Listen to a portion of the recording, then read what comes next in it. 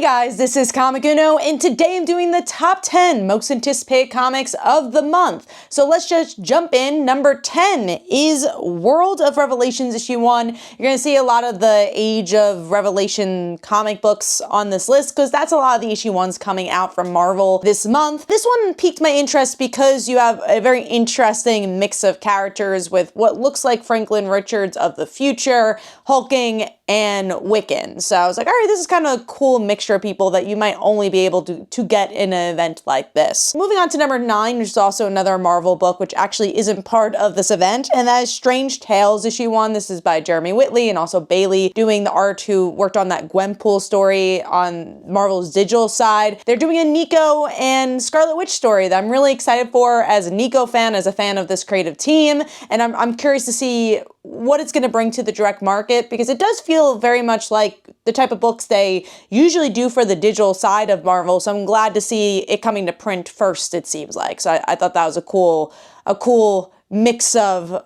genres and type of storytelling for Marvel. Moving on to number 8, which is Mark Spears' Monsters, The Monster and the Wolf issue 1. The reason this one's so special is because they're doing the trick or treat mystery bag, blind bag situation, and I've actually never read Mark Spears' Monsters book, so I thought this could be a really good jumping on point, as you also bring the excitement of like 75 different covers with these blind bags, and I like the whimsy of that. So that is number 8. Moving on to number 7, which is Laura Kinney's Sabretooth issue 1. I'm curious to see what Laura Kinney's gonna be like as Sabretooth. I just think that's a fun mashup for an event like this. So that's number 7 for me. Moving on to number 6, which is Expatriate X-Men issue 1. This is the spin-off kind of Exceptional X-Men, which is my favorite X-Men book. So this is gonna seem like following the kids more though, not as much Kitty and Emma, which honestly, it's been interesting to see that they are not really involved in this event. So we'll see. Maybe they'll pop up as like a cliffhanger or a surprise guest, but it seems like they're gonna be focusing on the kids for this one. All right, moving on to number 5, Mary Sue issue 1.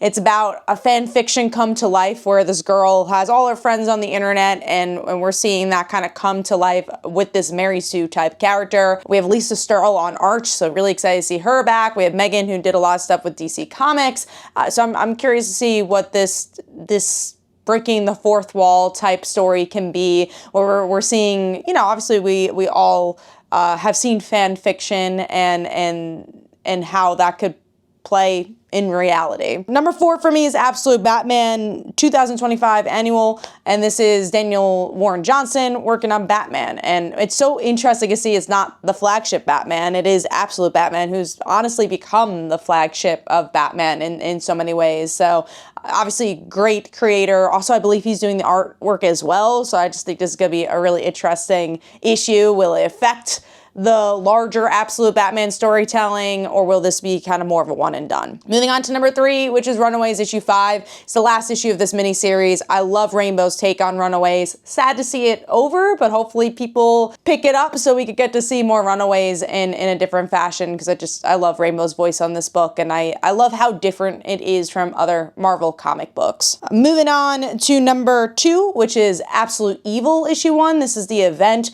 for DC Comics. Again, going back to it, Absolute has been so big, and this is also an event that's been building up. I love events that actually are coming from somewhere. That way they feel bigger once they happen, and this has been building since, I want to say, 2 Free Comic Book Day events before.